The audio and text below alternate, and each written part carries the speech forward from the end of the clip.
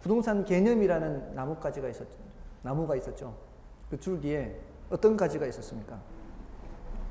법적인 개념의 가지와 경제적인 개념의 가지와 기술적인 개념의 가지가 있죠. 그 중에서 내용이 가장 많은 게 바로 법적인 개념의 가지가 가장 내용이 많았죠. 법적인 개념을 다시 어떻게 나누었죠? 협의와 강의로 나눴죠. 협의는 뭐하고 뭐가 있었죠? 토지 및 그 정착물을 했죠. 앞으로 정착물에 대해서 자세히 해야 되고요. 광해 부동산은 토지 및 그 정착물에다가 뭐까지? 준부동산까지. 앞으로 준부동산에 대해서 더 하시면 되는 거예요. 그러면은 부동산 개념이라는 나무는 완전히 그려지는 거예요. 그러니까 부동산 개념은 더 이상 공부할 게 많지가 않은 거예요. 그 다음에 부동산 분류입니다. 지금 하게 되는 부동산 분류예요. 요거는 내용이 있는 게 아니고 용어 정리입니다. 용어 정리. 그러니까 단어 뜻만 알면 돼요. 조금 전에 제가 건부지라고 말씀드렸죠. 그 건부지가 원래 출제가 됐어요. 사실은. 건부지는 지상에 뭐가 있는 상태예요? 건물이 있는 상태예요. 자, 그러면 여러분들 한번 생각해 보세요. 지상에 건물이 있는 상태 밑에 땅 가격하고요. 건물이 없는 깨끗한 상태의 땅 가격하고 어떤 게 더 비싸게 거래될 가능성이 많을까요? 땅값만 따졌을 때 지상에 건물 생각하지 말고요. 나대지. 예. 땅만 있는 상태가 더 비싸게 거래될 가능성이 많죠. 그렇잖아요. 지금 땅만 있으면은 이거는 가장 가치가 높은 그런 용도대로 사용할 수 있잖아요. 언제든지. 근데 지금 그 지상에 건물이 있다면 이 건물이 지금 어떤 상태의 건물이냐에 따라서 그 밑에 땅값은 오히려 더 떨어질 수가 있죠. 이런 거를 건부감가라 그래요. 건부감가. 그러니까 건물이 있어서 뭐가 발생하는 거예요? 가치가 떨어지는 것이 발생하는 거예요. 이런 걸 건부감가라 그래요. 근데 원래 뭐라고 하는가 하면은 건물이 있음으로 인해서 낮은 상태의 가격보다 높게 거래될 가능성이 많다. 이렇게 출제된 거예요. 그래서 틀린 지문으로 나온 거예요. 그렇게 그런 것을 묻는 거예요. 물을 때 이제 여러 가지 이제 토지를 분류할 때 그런 용어의 뜻을 묻습니다. 그 뜻을 구별을 하면 되는 거예요. 근데 그 지적법상 분류라는 게 있죠. 지적법상 분류는 앞으로 여러분들이 이제 공시법에서 공부를 하실 건데 28개 지목이 있어요. 28개 지목. 공시법에서 지적법에서 다룹니다. 여러분들 혹시 들어보셨나요? 지목이 되다, 지목이 전이다. 예, 거기 이제 그런 게 28개가 있거든요. 대라고 할 때는 주거용, 상업용 건물을 건축할 수 있어요. 혹시 들어보셨어요? 공업용 건물은 못 지어요. 대라고 할 때는.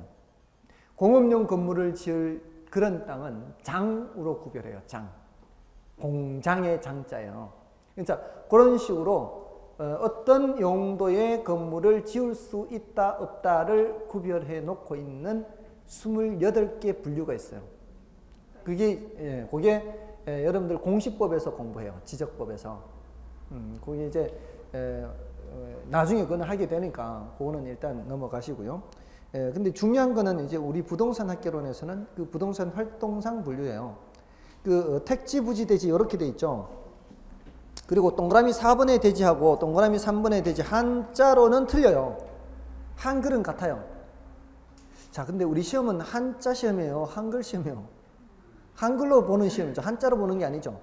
그러니까 이 대지를 이렇게 출제할 가능성이 희박해요. 4번의 대지는. 4번의 대지는 밑에 자루 모양의 토지 이렇게 돼 있죠. 그렇게 출제할 가능성이 많은 거예요. 구별을 하기 위해서는 한자를 안 써주면 구별이 안 되잖아요. 근데 우리 한자를 시험 보는 게 아니기 때문에 자루형 모양의 토지 이렇게 얘기하는데, 자, 그거를 하기 전에 위에 1번, 2번, 3번을 먼저 말씀을 드릴게요. 이거는 대택부 이렇게 앞글자를 따서 기억하세요. 대택부. 택지를 중심으로 기억하세요. 대지, 택지, 부지 이렇게. 그러니까 제가 순서를 지금 바꿔놓은 거예요. 동그라미 3번의 대지를 맨 위로 올린 거예요. 이게 이제 범위상 가장 좁기 때문에 그래요. 대택부 이렇게. 자, 여러분들 왜 택지 개발이란 말 들어보시죠? 택지 개발한다. 그 택지 개발한다 할 때 그 택지는 개발하면은 거기에 농사 지을 땅 개발하는 거예요? 아니죠. 거기는 주거용이든 상업용이든 공업용이든 건물 지을 땅을 개발하는 거죠. 그잖아요. 물론 뭐 공원 용지도 있고 하기는 하지만 전반적으로 택지를 개발한다 하는 것은 주상공 용도입니다. 농업이나 임업의 용도가 아니에요. 그래서 이거는 건물을 건축할 수 있는 그런 땅을 택지라고 생각을 하시면 돼요. 택지 개발한다 이렇게 할 때. 근데 이 부지라는 말은 좀 더 폭넓게 쓰는 말이거든요. 여러분들 아파트 부지 이런 말 들어보시죠? 그죠? 도로 부지 이런 말도 들어보시죠? 하천 부지 이런 말 들어보시죠?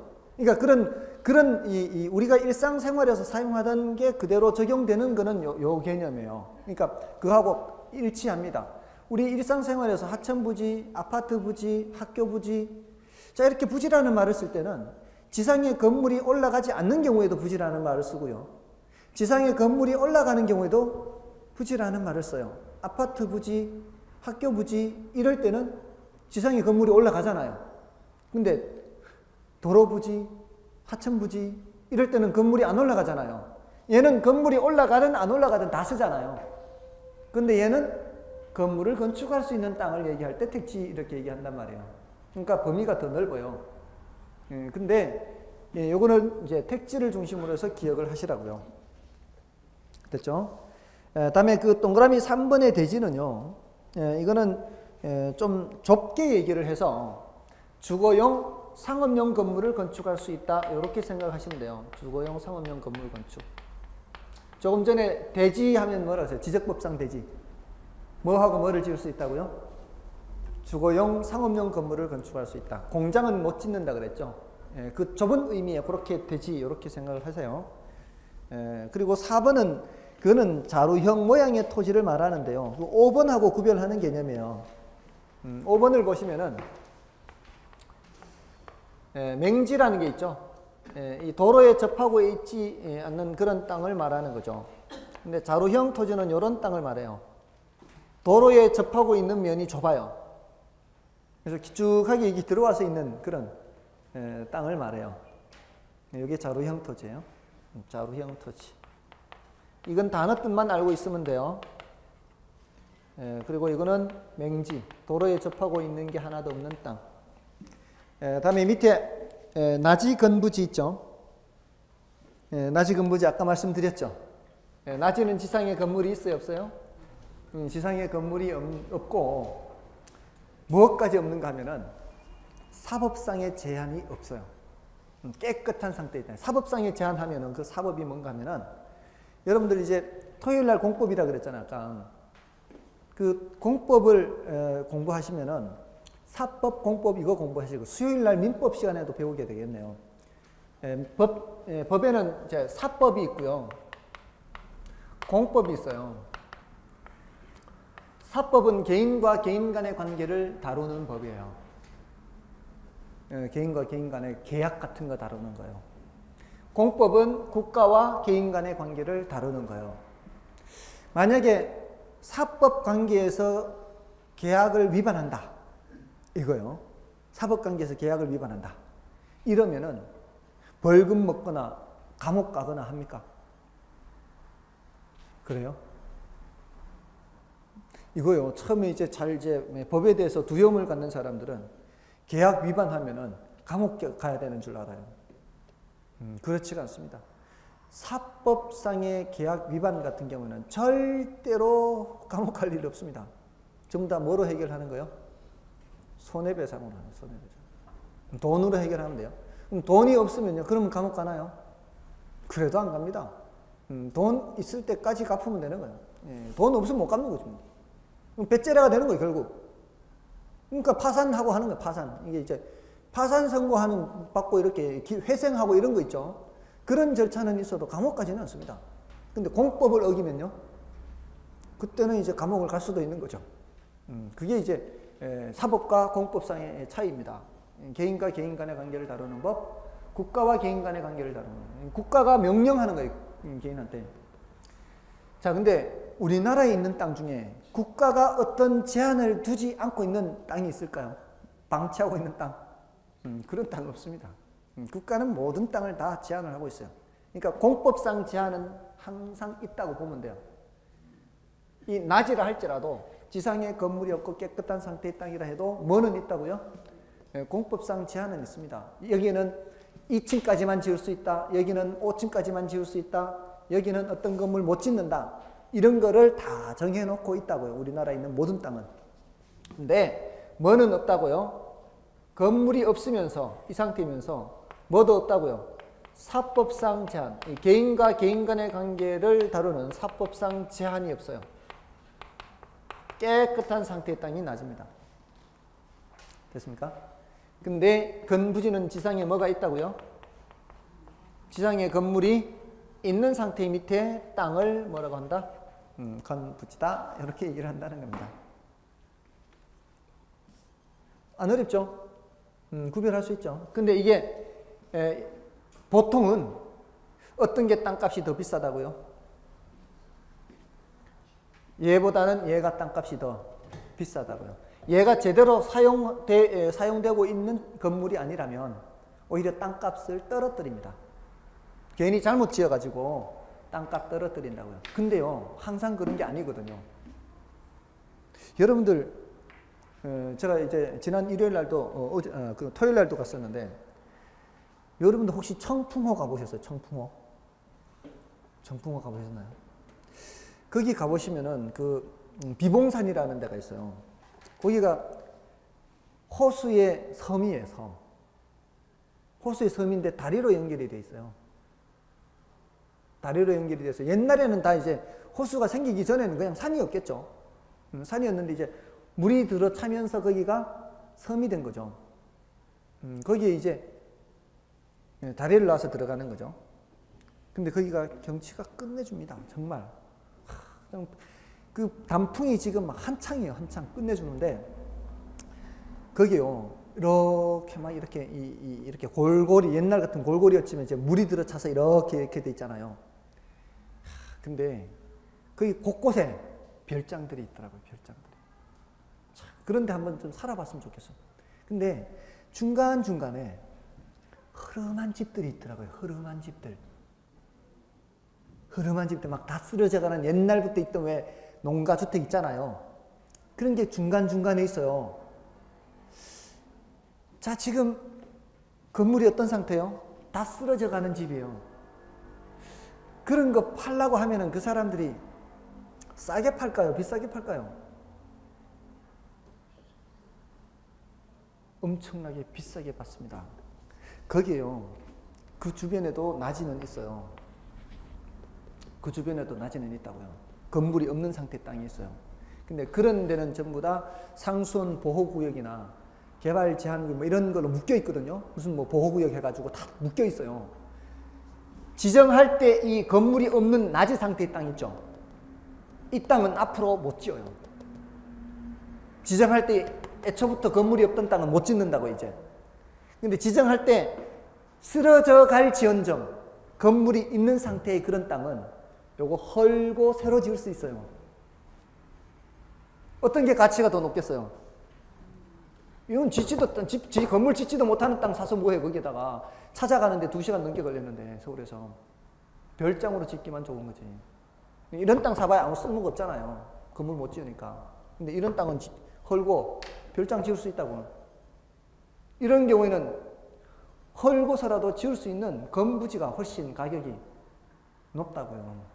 예외적으로 건부진가라는 게 발생해요.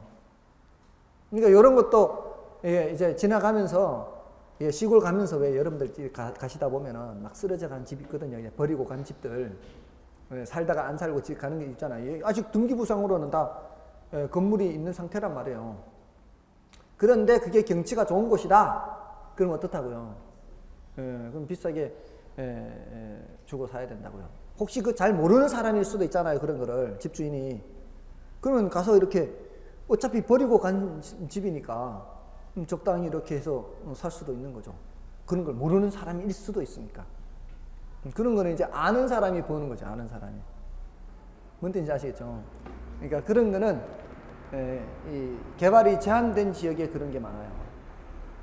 예외적으로 건부진가가 발생합니다. 보통은 뭐가 발생하고요? 건부감가가 발생하는 거죠. 그게 원래 시험에 출제가 됐습니다. 자, 어쨌든 나지 건부지는 그렇고요. 그다음에 이제 필지, 획지 이거 중요합니다. 필지, 획지 구별은 중요해요. 요거는 필지란 말 들어보셨나요, 혹시? 필지? 몇 필지 그런 말씀 들어보셨죠? 이게 필지는 이렇게 땅을 세는 단위인데요. 이거 획지도 땅을 세기는 해요. 근데 이 필지는 등기부를 기준으로 해서 셉니다. 등기부는 한 필지별로 하나씩 만들어져 있거든요. 그리고 토지 대장도 한 필지별로 하나씩 만들어져 있어요. 그래서 그 세 필지다 그러면은 내가 세 필지의 땅을 갖고 있다 그러면은 각각의 필지별로 지번이 붙어 있고요. 지번. 왜 우리 지번별 지번 주소와 뭐 도로명 주소 하잖아요. 그 지번 주소가 바로 필지별로 붙은 하나의 번호예요. 번호. 그걸 지번이라 그래요.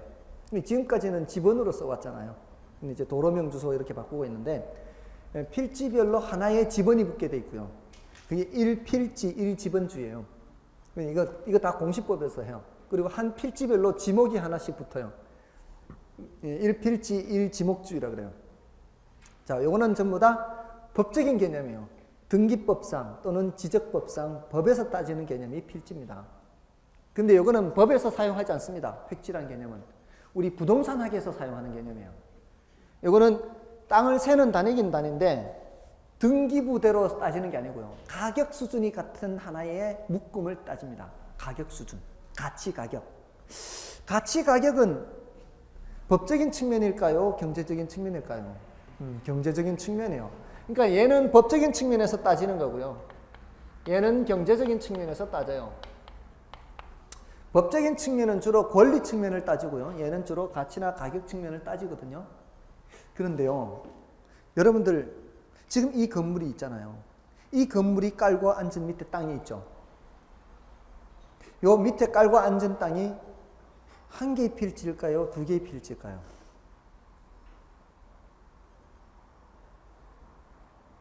한 개 필지일까요? 두 개 필지일까요? 그거는 등기부를 떼봐야 하는 거예요. 떼봐야. 필지 개념은 떼봐야 할 수 있습니다. 획지는 분명하게 얘기할 수 있어요. 하나의 건물이 깔고 앉아있는 땅이면은 그거는 하나의 획지입니다. 하나의 건물이 깔고 앉아있는 그 하나의 땅은 하나의 획지인 거예요. 그래서요, 저기 중구하고 종로구 이 만나는 곳 있죠. 거기 세상에 이런 일이에 나왔어요. 주소, 이 건물, 같은 건물에 배달되는 우편물인데, 하나는 종로구로 배달되고요. 하나는 중구로 배달돼요. 하나의 건물인데. 이 건물이 어떻게 돼 있다는 얘기예요? 중구하고 종로구에 걸쳐서 하나의 건물이 있는 거예요. 이런 경우가 흔치는 않은데, 그러니까 우편물이 배달되는데, 같은 건물인데, 하나는 중구, 하나는 종로구 이렇게 배달되는 거예요. 그거는 몇 개의 필지가 몇 개의 획지가 되는 경우가 있을 수 있다는 얘기예요. 두 개 이상의 필지가 하나의 획지가 될 수 있다는 얘기입니다. 실제로 그러기도 한다는 얘기입니다. 그러니까 이게 두 필지 이상이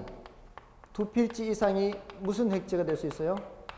하나의 획지가 될 수 있어요. 그리고 경우에 따라는 1필지가 2 이상의 획지가 될 수 있어요.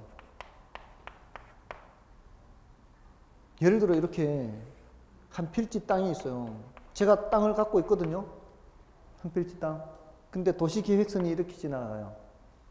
여기 주거지역이고 여기가 상업지역이에요. 등기부는 몇 개예요? 등기부는 한 개예요. 근데 이렇게 도시계획선이 이렇게 지나가고 있어요. 근데 요거는 요거대로 충분히 넓어서 각각의 용도대로 사용할 수가 있어요. 그러면은 그렇죠. 2획지가 되는 거예요. 한 개의 필지인데 이 땅값이 다릅니다. 상업용지가 훨씬 땅값이 비싸죠. 3배에서 한 7배 되거든요. 이런 경우에는 가격이 다르잖아요. 가격. 이거는 획지 개념은 경제적 개념이고 주로 가치 가격을 따지는 개념이라고 그랬잖아요. 요 부분의 가격과 요 부분의 가격이 다르거든요. 그러니까 몇 개의 획지? 2개의 획지 이렇게 되는 거예요. 이럴 수도 있다는 거죠. 근데 이제 대부분은 1필지 1획지지만 이렇게 될 수도 있다는 거예요. 이런 이제 단어 구별하는 겁니다. 필지가 법적 개념이요, 경제적 개념이요, 법적 개념이다. 획지가 경제적 개념은 법적 개념은 경제적 개념 이런 식으로 구별을 하시면 되는 거고요. 그다음에 후보지 이행지. 자, 요거는 후보지 이행지는요. 요거 이제 여기까지는 자주 나오는 개념들이에요. 후보지 이행지. 물론 그 밑에 법집인지도 출제가 된 적은 있습니다. 다 한 번 정도는 출제가 된 적이 있는데 단어 뜻만 구별하면 되니까 얘네들은요 공통점이 어떤 용도에서 다른 용도로 전환 중인 토지를 말해요. 전환 중. 바뀌어가고 있는 중에 있는 토지다 이런 거예요. 바뀌어가고 있는 중에 있는 토지. 예를 들어서 이제 우리가 토지를 분류할 때 크게 분류하기도 하고 적게 분류하기도 해요. 크게 분류할 때 택지지역, 농지지역, 임지지역 이렇게 구별을 해요. 택지지역, 농지지역, 임지지역. 여기서 말하는 이 택지지역은 여기서 말하는 이 앞에서 대택부 했잖아요. 저기 택지 개발한다 그랬을 때 저기 용도가 주택이든 상업용이든 공장이든 구별하지 않고 건물을 건축할 수 있는 거는 다 택지라 그랬죠. 그래서 이 택지지역을 다시 나눌 때 주택지역, 상업지역, 공업지역 이렇게 나누어요. 주상공 이렇게. 여기서만 택지가 주상공 이렇게 나눕니다. 농지지역 하면 다시 전답과 이렇게. 이거는 밭이죠. 밭전자예요. 이거는 논답자예요. 논답. 요거는 과수원이에요. 밭, 논, 과수원 이렇게 세분해요. 물론 뭐 전답 가만히 있는 건 아니겠지만 뭐 다른 뭐 용도도 이렇게 농지지역으로도 뭐 생각을 할 수도 있겠지만 이거 외에는 거의 없잖아요. 사실은. 그렇잖아요. 논, 밭 외에 과수원 외에는 거의 없다고 봐야 되죠. 임지지역은 또 뭐 이렇게 나누기도 해요. 뭐 용재림지역 선이 좀 나누기도 하는데 중요도가 매우 낮고요. 자, 이렇게 크게 분류를 해서 보통 이쪽에서 이쪽으로 많이 가거든요. 이쪽으로 한번 가면 다시 돌아오기 어렵죠. 힘들잖아요. 이쪽으로 가면 이쪽으로 오기 힘들어요. 그러니까 대체로 이쪽에서 이쪽으로 갑니다. 자, 이렇게 대분류상 전환 중인 토지를 후보지라 그래요. 이쪽에서 이쪽으로 가고 있는 지역. 후보지를 정해놓은 거예요, 이미? 아니죠. 정해놓은 건 아니고 법적인 개념 아니에요, 이거는. 법적인 개념이 아니고 이제 판단을 해야 돼요. 왜 여러분들 왜 신도시 개발하는 데 가면은 지금 세종시가 신도시 개발하고 있는데 가보신 분 계시나요? 그 세종시 가보면은 어떤 거는 이렇게 막 산을 깎아가지고 언제든지 건물을 지을 수 있도록 이렇게 해놓은 데도 있고요. 어떤 데는 밭으로 이용하고 있는 데도 있고요. 제가 이렇게 언제든지 건물을 지을 수 있는 그런 상태로 만들어 놓지는 않았는데 아직 지금 농사는 안 짓고 있는 땅도 있고요. 그러니까 막 버려둔 것처럼. 이런 데가 바로 후보지예요. 그런 데가. 지금 어떤 땅은 이제 언제든지 건물을 지을 수 있는 상태가 돼 있고 어떤 데는 아직도 뭐 이렇게 아직 그런 상태가 안 돼 있고 이런 게 뒤죽박죽 섞여 있는 지역이 바로 후보지라고 생각하시면 돼요. 그 지역의 땅이. 근데 그게 이런 용도에서 이런 용도로, 이런 용도에서 이런 용도로 대분류상 전환 중인 토지는 후보지라 그래요. 그러니까 택지 후보지인 거지, 거기. 세종시 주변이. 세종시 주변이 다 택지 후보지예요, 거기가. 근데 이미 택지는 된 상태예요. 이미 택지는 된 상태인데 주택지역이 상업지역이 되는 경우 있죠. 공업지역이 상업지역 되는 경우 있죠. 공장 있던 데 왜 헐고 거기에 상업시설이 들어서는 경우 있지 않습니까? 요렇게에서 요렇게 가거나 요렇게에서 요렇게 많이 가잖아요. 요런 전환 중인 토지는 이행지라 그래요. 소분류상 전환 중인 토지는 이행지, 대분류상 전환 중인 토지는 후보지. 이렇게 구별을 한다는 겁니다. 그런 정도입니다. 보통 이제 이쪽에서 이쪽으로 많이 가죠. 답지지역에서 전지 이렇게 많이 가죠. 이런 식으로 같은 범위 내에서 전환 중이면 뭐고요? 같은 범위 내에서 전환 중이면 이행지. 이 범위를 벗어나면은 후보지 이렇게 되는 거예요. 이런 단어 뜻만 구별하면 됩니다. 여기서는 뭐 또 특별히 깊게 들어가는 내용은 없습니다. 그리고 법지, 빈지 이런 건 전부 다 단어 뜻이에요. 근데 용어가 조금 어렵습니다. 그 법지는요, 법자예요. 법자. 법자고 법으로만 소유하고요. 활용 실익이 없다. 이 소리는 뭔 소리인가 하면은, 요거는 이제 여러분들 요걸 알면은 좀 좋은데, 혹시 땅을 갖고 계시는 분들은요, 이 경사진 땅이 있죠. 경사진 땅은 측량을 여기에서부터 해서 이렇게 다른 사람 거, 이렇게 다른 사람 거, 이렇게 할까요? 여기서부터 측량해서 이쪽 거, 이쪽 거, 이렇게 할까요? 예, 밑에서부터요, 밑에서. 경사면 아래를 기준으로 해서, 요 이제 이런 거 다 공시법에서 해요. 여러분들 그러니까 이런 걸 기본으로 알고 계셔야 되잖아요. 예를 들어 내가 땅을 갖고 있는데 뭐 분쟁을 하다 뭐 이런 거 사실 골치 아파요. 왜냐하면은 이게 흘러내리거든 이게. 막 이렇게. 흘러내리고 또 깎일 수도 있고. 예, 흘러내리거든 이게. 이러면은 여기서부터 재면 난 골치 아프죠 이게. 그렇잖아요. 내 땅이 여기부터 붙은데 흘러내려 버리면 여기까지 와 버리면 여기서 측량하려 그러면 내 땅을 잃는 셈이 되는 거 아니에요. 골치 아파요. 어쨌든 여기서부터 하는데 이제 윗사람 입장에서는 측량이 여기서부터 돼 있을 거 아니에요. 윗사람 입장에서는 이게 100평이거든요. 여기서부터 여기까지가 다 치면 이제 평평하게 따졌을 여기서부터 여기까지 100평이에요. 근데 실제로 사용할 수 있는 부분은 여기 한 80평밖에 안 돼요. 요 20평 부분만큼은 내가 활용을 못 하는 거죠. 근데 등기부상 또는 토지 대장상으로는 몇 평 갖고 있어요? 100평 갖고 있거든. 근데 실제로 활용하는 거는 80평밖에 못 해요. 20평은 법적으로는 내가 갖고는 있지만 활용 실익이 없는 땅. 그런 땅을 뭐라 그래요? 법지라 그래, 법지. 법으로만 갖고 있을 뿐이에요. 됐죠? 예, 그래서 이 경사진, 우리나라는 이 측량에서 이 면적을 잴 때 여기가 80평이고 여기가 25평이면 105평 이렇게 하는 게 아니고요. 이 수평 면적만 봐요, 수평 면적. 수평 면적만 따지지 이 경사 면적을 따지는 게 아니에요. 뭔지 아시겠어요? 이걸 뭐라고 하는가 하면 수평 투영 면적이라고 해요. 수평 투영 면적. 이 다 공시법에서 배우는 거예요. 공시법에서 배우는 걸 이제 제가 먼저 말씀을 드리는 거예요. 수평으로 잰 면적만 따지는 거예요. 이게 법지고요.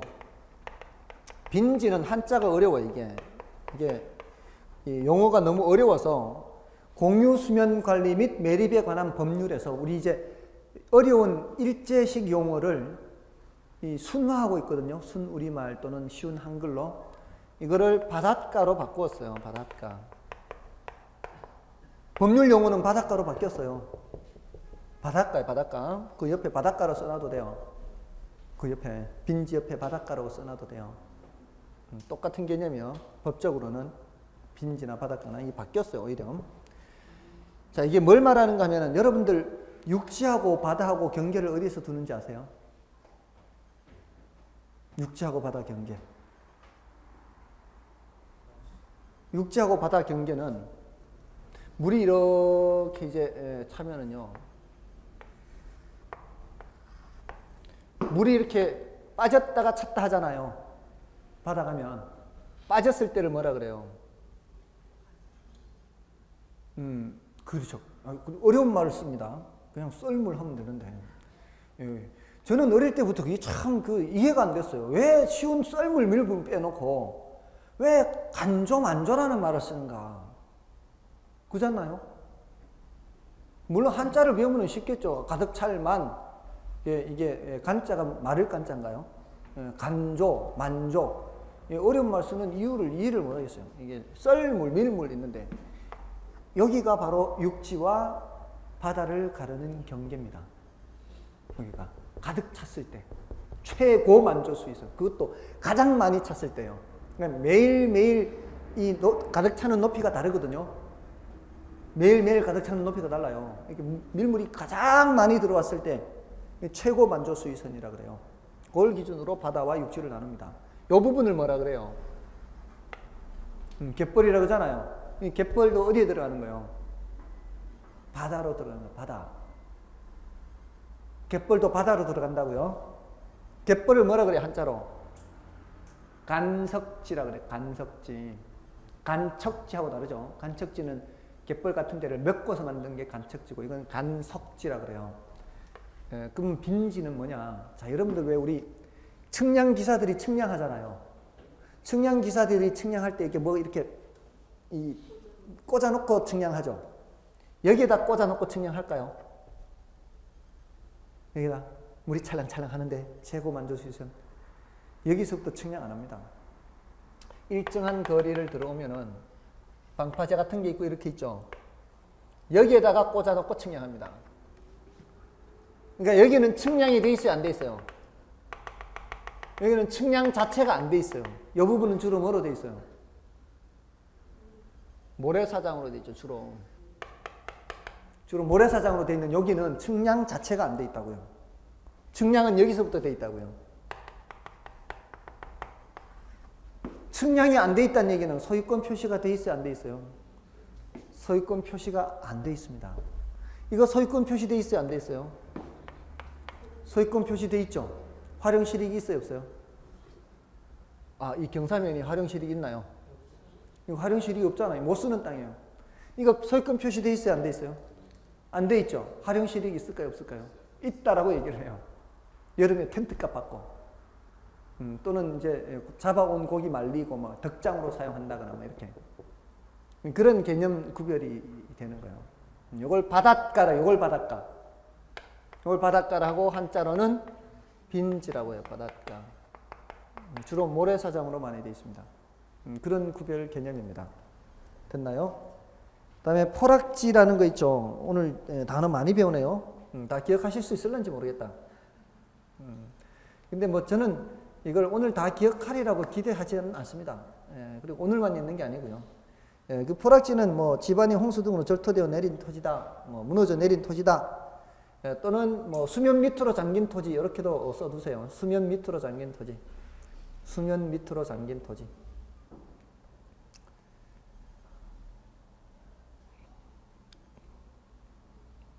자, 됐고요. 다음에 건물의 분류는 이제 나중에 말씀을 드리겠습니다. 그리고 부동산의 특성도요.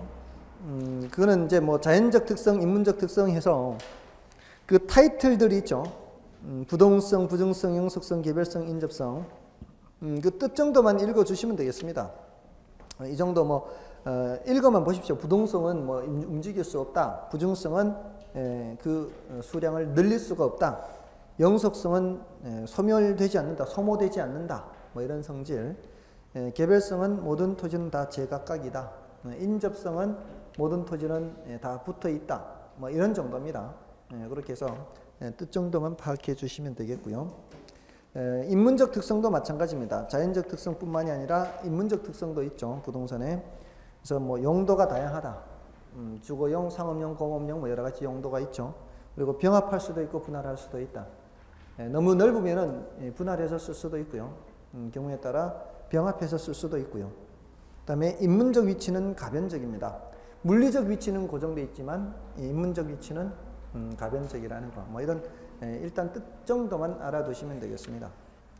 자, 그런 정도로 하고요. 건물의 특성은 뭐 별로 중요하지도 않습니다. 마지막에 있는 건물의 특성은. 자, 여기 지금 1편의 내용인데요. 자, 지금 오늘 1편의 내용을 지금 말씀을 드린 것 중에 여러분들이 기억을 하면 좋은 거. 지금 반드시 해야 된다 이렇게 말씀을 안 드립니다. 조금은 가볍게 생각하시고요. 부동산의 개념에서 어떤 나무를 그렸죠?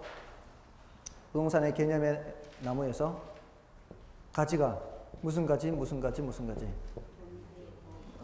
법적인 개념의 가지, 기술적인 개념, 경제적 개념이 있었죠. 그 중에서 기술적 개념의 가지에서는 다시 협의, 광의로 나누어졌죠. 법률적 개념에서 협의, 광의로 나누어졌죠. 제가 다른 말씀 드렸나요? 기술적이라 그랬어요. 죄송합니다. 지금 제가 정신이 없나 봅니다. 법적인 개념에서 협의, 광의 나누어졌죠. 협의는 뭐를 얘기했죠? 토지와 그 정착물 얘기했죠. 이거는 민법상 얘기한다 그랬잖아요. 광의의 부동산에서는 거기에다 뭐까지 더 붙여서 준부동산까지 더 붙여서 이거는 민법 이외의 다른 법에서 얘기한다 그랬잖아요. 여기까지만 그려도 사실은 오늘은 충분합니다. 나중에 이제 더 그려놓으면 되니까. 근데 이제 기술적인 개념이나 경제적인 개념은 바로 잎사귀 바로 그린다 그랬죠. 상품, 자산, 생산 요소, 소비재 이런 표현들이 나오면은 경제적 개념, 공간, 자연, 위치, 환경, 토목, 지질 이런 표현 나오면은 기술적인 개념 구별만 하면 돼요. 이게 이제 하나 체크할 내용이고요. 부동산 개념. 그 다음에 이제 부동산 분류입니다. 분류. 조금 전에 한 거. 제가 이제 여러분은 보실 필요 없고요. 제가 이제 읊어볼게요.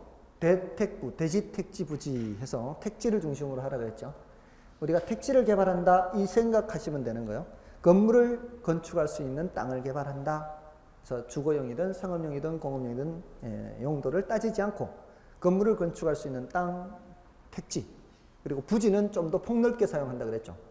건물을 건축할 수 있는 것뿐만이 아니라 일반적인 바닥 토지는 모두 다 부지라고 얘기를 해서 하천부지, 도로부지 이럴 때도 쓰고 아파트 부지, 학교 부지, 도로 이런 때도 쓰고 대택부 했고요. 그다음에 또 뭘 했어요? 맹지대지 했죠. 맹지는 도로에 접하는 면이 하나도 없는 땅. 자, 이게 맹자가 눈 감을 맹자예요. 한자로. 그리고 자루형 토지 하면은 입구가 좁게 도로에 접속하고 있는 땅. 자루형 토지. 그리고 건부지, 나지 건부지 했죠. 나지는 지상에 건물이 없는 땅. 그래서 활용 실익이 높죠. 사법상 제한도 없어요. 공법상 제한은 있어요. 건부지는 지상에 건물이 있는 밑에 땅을 건부지라 하고요. 건물과 건부지를 함께 부를 때 뭐라 그랬죠? 복합부동산이라고 했어요. 그때 건물과 건부지를 함께 부를 때는 복합부동산. 근데 건부지를 얘기할 때는 땅만 얘기하는 겁니다. 그래서 건부지는 건부감가나 건부증가가 발생하는데 건부감가가 발생하는 것이 일반적입니다. 예외적으로 건부증가가 발생하죠. 됐죠? 그리고 필지, 획지 했죠. 필지는 법적 개념, 획지는 경제적 개념. 1필지가 2 이상의 획지가 될 수도 있고요. 2필지 이상이 하나의 획지가 될 수도 있습니다. 필지, 획지. 그리고 또 뭐 했죠? 후보지, 이행지. 둘 다 공통점은 전환 중이라는 데 특징이 있어요. 전환이 완료된 게 아니에요. 전환 중인 토지고요. 이게 대분류상 전환 중인 토지는 후보지, 소분류상 전환 중인 토지는 이행지 이렇게 얘기를 하고요. 그리고 또 법지, 빈지 했나요? 법으로만 소유할 뿐 활용 실익이 없는 땅, 법지. 빈지, 바닷가는 소유권 표시는 안 돼 있습니다. 측량 자체가 안 되기 때문에. 그렇지만 활용 실익은 있는 땅, 빈지, 바닷가를 말합니다. 바닷가. 법률 용어로는 바닷가로 개정이 됐고요. 그 다음에 포락지는 지반이 절토되어 무너져 내린 땅이에요. 홍수가 난다거나 뭐 해서 이렇게 해서 물에 수면에 잠긴 토지, 이렇게 수면 밑으로 잠긴 토지 이렇게도 표현을 할 수도 있어요. 자, 이렇게 단어만 구별할 수 있으면은 훌륭합니다. 오늘은 일단 좀 된 것 같습니까? 다음 주는 또 까먹고 오셔도 괜찮아요. 다시 채워 넣으면 되니까. 앞으로 이 돌을 닦는다는 마음으로 그런 마음으로 저는 강의를 해왔고요. 지금까지 돌을 많이 닦았습니다. 그래서 너무 첫 술에 배부르게 생각하실 필요는 없고요. 다만 와서 수업 듣는 만큼은 딴 생각하지 마시고 집중을 해서 수업을 듣는 것이 좋겠습니다. 아시겠죠? 자, 애쓰셨고요. 다음 주에 뵙도록 하겠습니다. 감사합니다.